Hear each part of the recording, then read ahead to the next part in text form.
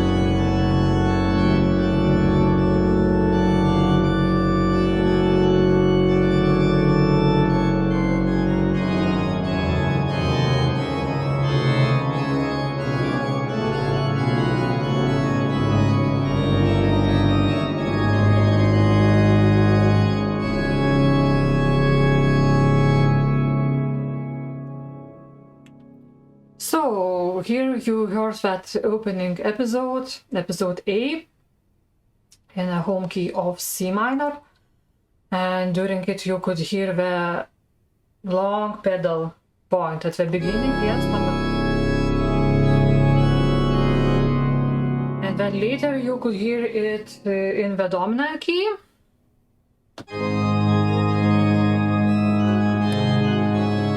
Also lasted for 3 measures, and then actually you could hear the Neapolitan cadence and long pedal point on the F.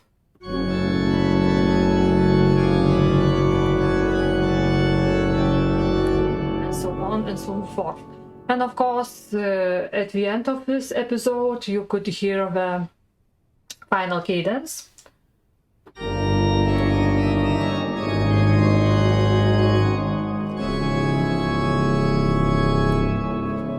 And now from this part in the piece, the B episode begins, and it's using the fugato principle.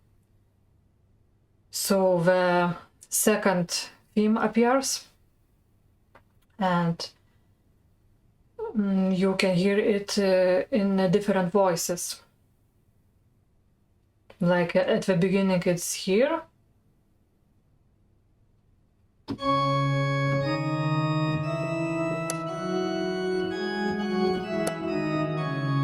And it goes into the alto.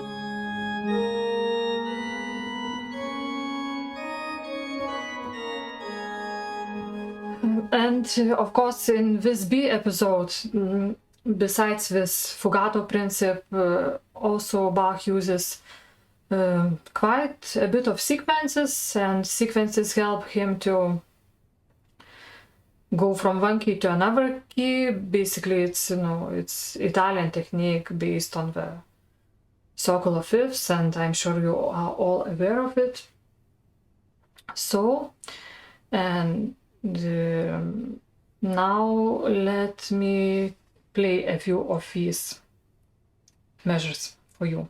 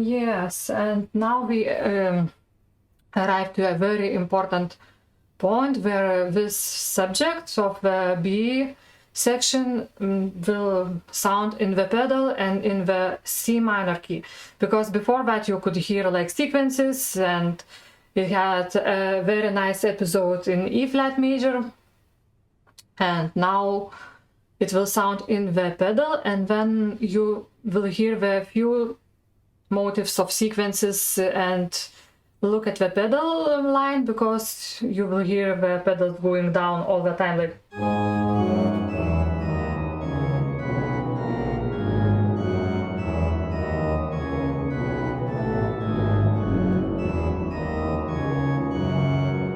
So, and this episode will lead us to the next episode, where the A material of opening A section will appear, but the key of it won't be the C minor as at the beginning, but as it was common in the dominant key. But in this case, Bach didn't choose the major dominant like G major, but he chose G minor, which is a minor dominant of C minor key. Okay, now let's listen to the beginning of the B episode and that reappearance of G minor opening episode.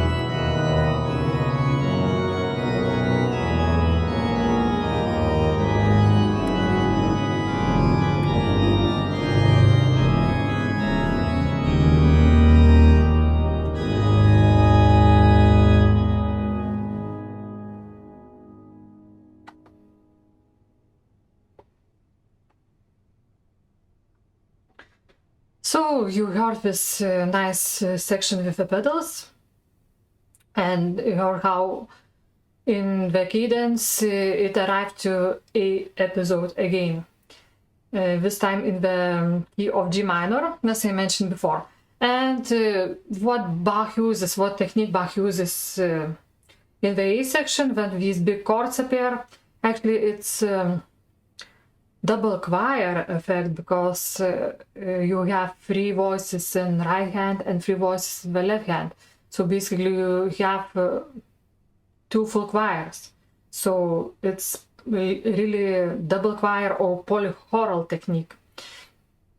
It's not so often used by many composers, I mean keyboard composers, because it's more technique of the choirs that used to use it, especially composers like Gabrieli, Roschutz, you know, the famous Viennese tradition use this polychoral technique, and it's very effective if you imagine like big church with balconies and choir standing, one choir in one balcony and another in another balcony, and singing, you know. It could be like one choir sings and then another choir sings simultaneously, but we can also sing together. And Bach applied this technique very well in these big chord episodes.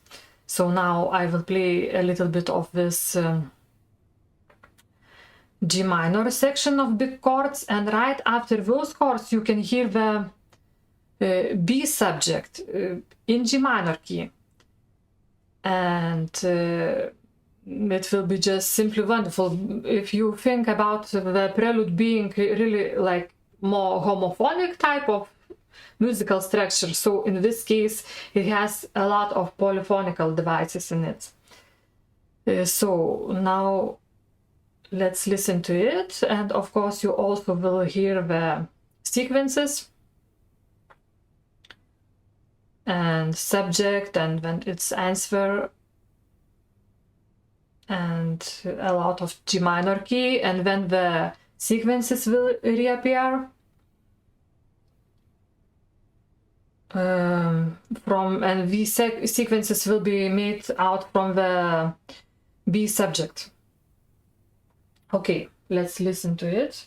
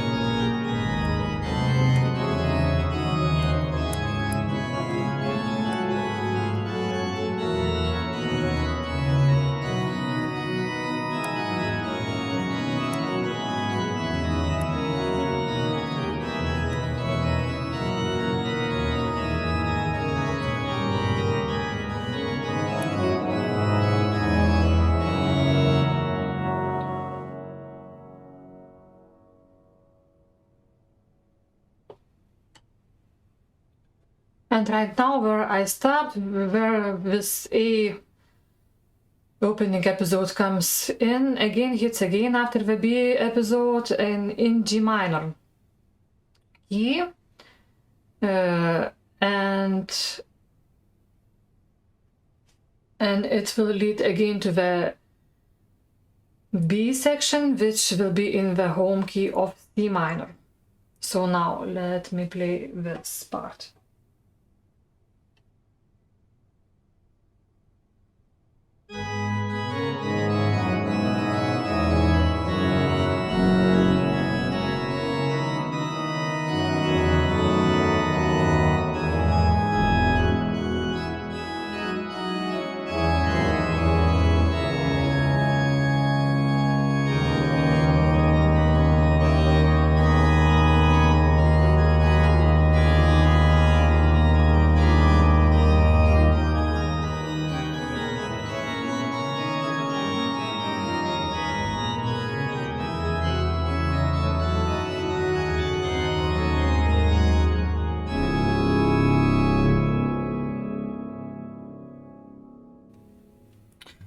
So now we arrived to that C minor episode, B episode, and you will hear its subject in the pedals. I will play it soon. And in this episode we will also have like long pedal points on B flat, later on F, and that F long pedal point will signalize us about F minor key. And after that we of course will have cadence. Let's listen to it.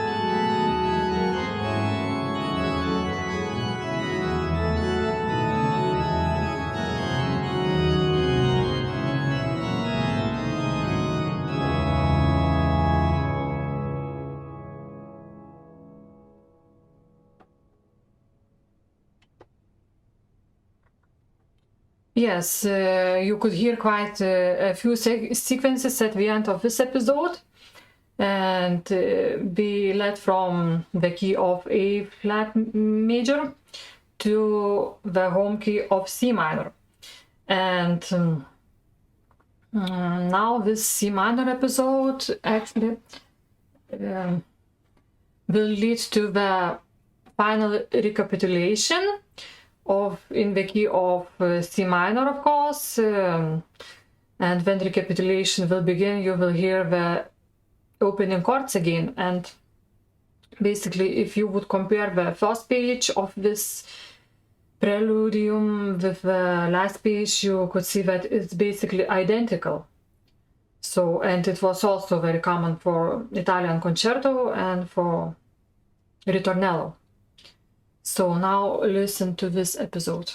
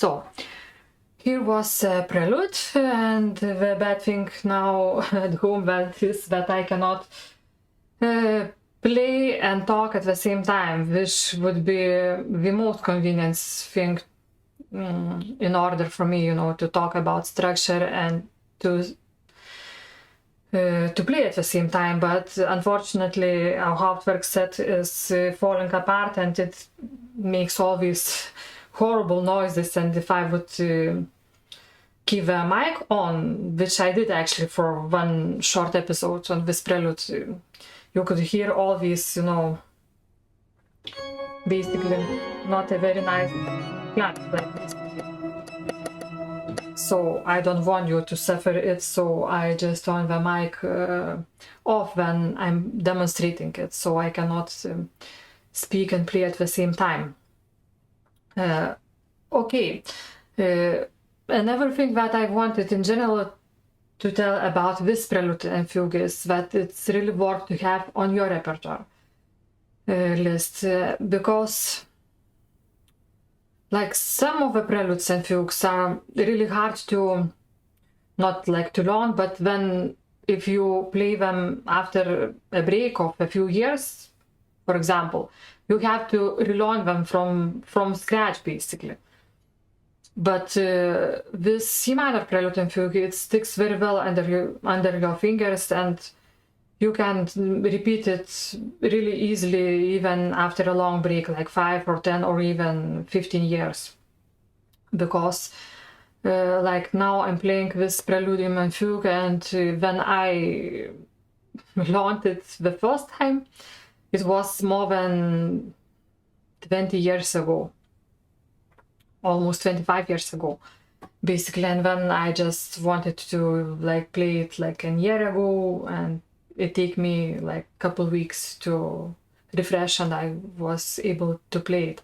So it's a really good piece to have on the repertoire, and it's a really solid piece by J.S. Bach. And when I'm playing this prelude, it always reminds me a little bit of the E flat major Prelude and Fugue, from the third part of Klavierübung, because of its preludium structure.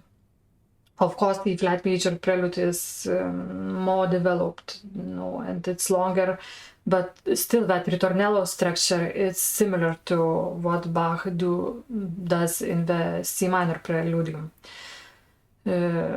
And this fugue, of course, is shorter than the E flat major fugue, but it also has more than one subject, so it's basically double fugue, not a triple fugue as in E flat major, but it's still quite complex, and it's a double fugue. So now let's talk about the fugue a little bit. And the opening subject is in the baritone voice, and I need to say that it has 5 voices. Yes, it's a fugue for 5 voices.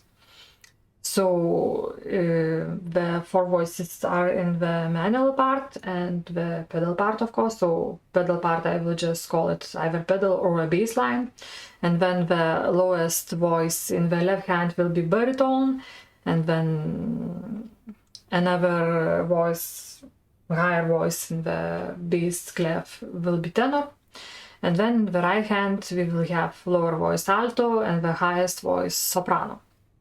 So basically we have like subject and then an answer, and that answer is in the key of G minor, which is, as I taught in the Preludium, is minor dominant key of C minor, and it was actually pretty common to compose fugues in such a way. And then, the subject will come again in the alto, and then it will appear in the soprano as an answer in a G minor key again. And then we will have sequences in C minor, then in F minor, E flat major, in G minor, and finally the subject will appear in the bass line in the pedal, and it will be in the key of G minor, so the minor dominant. And well, at the end of exposition, and if somebody doesn't know what the exposition is in the fugue, so it's the place where all the voices have subjects, the appearance of subjects. So basically this is the introduction of the fugue.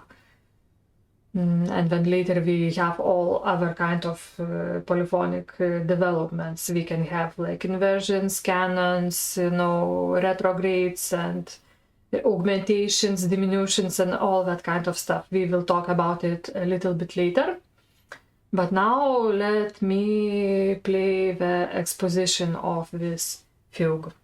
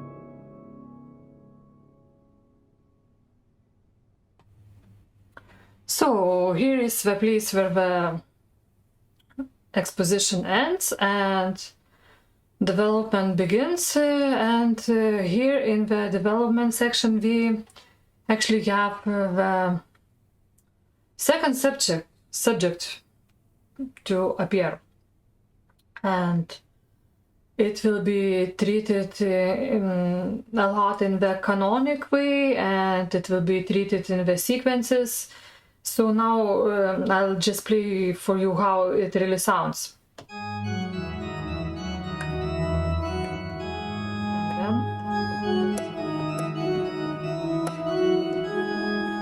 And you can hear it all over again.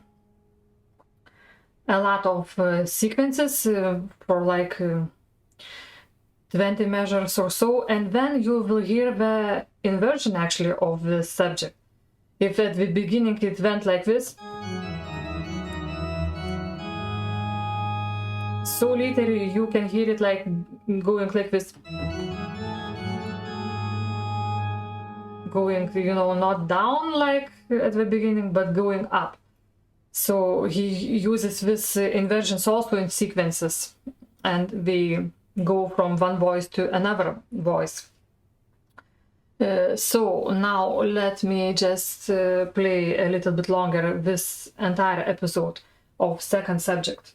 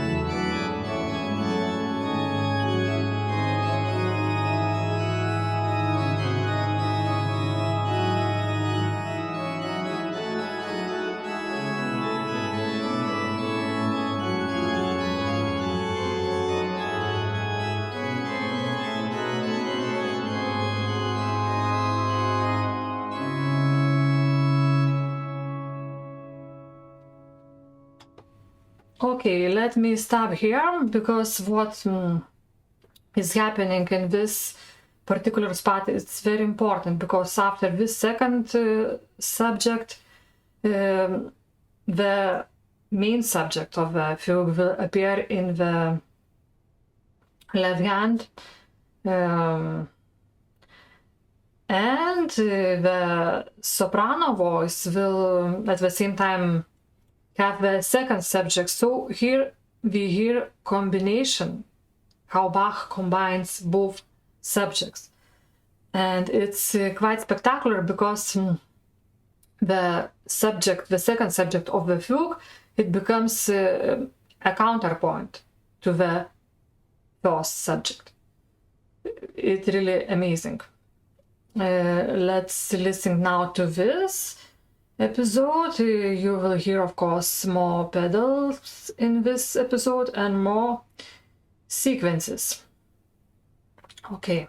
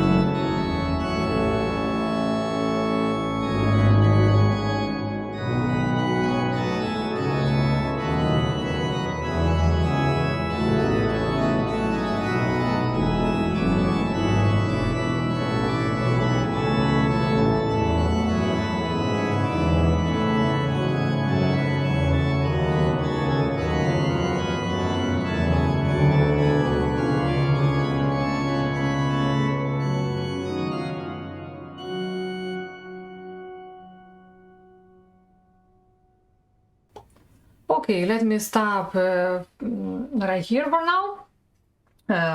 We had previously we had this beautiful episode in E flat major, and now we arrived to the F minor key, and actually I didn't tell you at the beginning of this fugue that actually the main subject appears in this fugue for 11 times. So now we arrived at this F minor episode, which is, very important because it has the penultimate appearance of the fugal subject in F minor key. And F minor key in relation to C minor key is the subdominant of the C minor. And actually this F minor key, it sort of presets that episode of dominant, which is breaked here. And another interesting thing about this F minor episode, that after the subject appears in the baritone voice, you will hear sort of homophonical episode. You will have like melody and accompaniment in it, and it won't have like much polyphony in it, and it's sort of very, very bizarre. I always wondering what Bach meant, by doing this. After the subdominant in this project, you will hear the dominant appearing, and it will create tension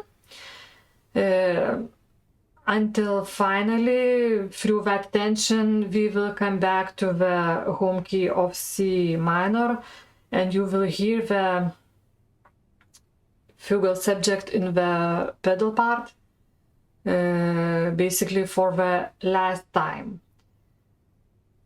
Okay, now let me play this episode in F minor and then in a dominant key until the appearance of the last fugal subject.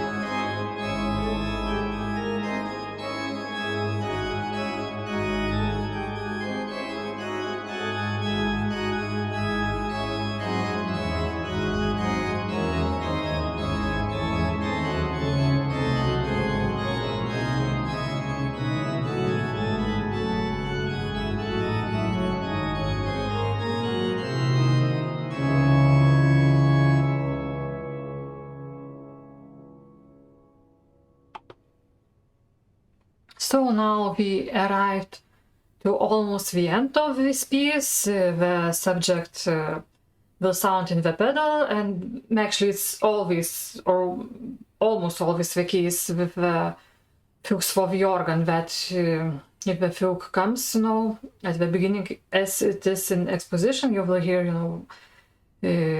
subjects in the different voices in the hands, and then the last, most important subject will appear in the pedals. And so we have here the fugue subject for the last time, and of course it sounds in the pedal. And of course in the home key of C minor. And at the end, in the last line, you will hear long pedal point on the G, on the dominant,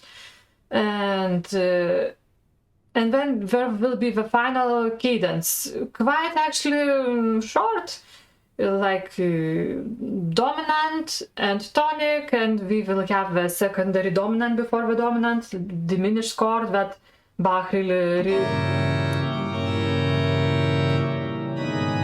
before the dominant. So, and what is really modern for this fugue and for Bach at that time, that he does not use the plagal extension, because it was so common at that time and before that time that after the final cadence we would still have like a plagal extension in the subdominant key on the same like pedal bass of a C, but you would have a subdominant harmony. And here we don't have it. We just have, you know, like dominant and tonic, and that's it. So very modernistic for Bach. Okay, let me play this last episode for you.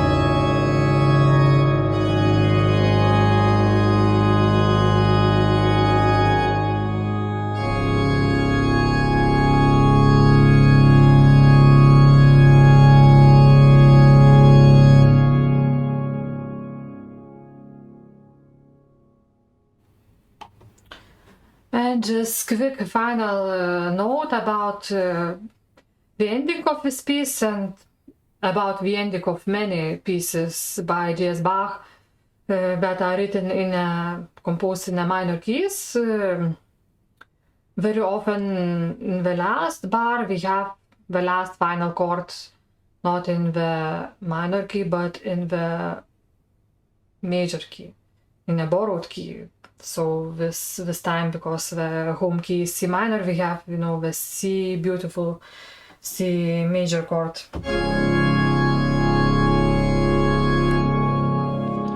And I of course think that you know why it is and why it's not other way around. Why we don't see like keys, pieces written in the major keys that end on the minor tonic. Well, for those of you who don't know, I say that it's because of the tuning of that time, that the major thirds sounded much better than the minor thirds. And that's why often, because the last chord will hold for a longer time, will last for a longer time, in order to avoid more dissonant sounding. Bach often chose to end the minor piece with a major chord. Also, if you want to think in a more poetic way, I think that the ending in major gives us more hope. So, on this hopeful note, let me end this short demonstration and analysis of Bach's C minor Prelude and Fugue. I hope you had a great time. And see you next time.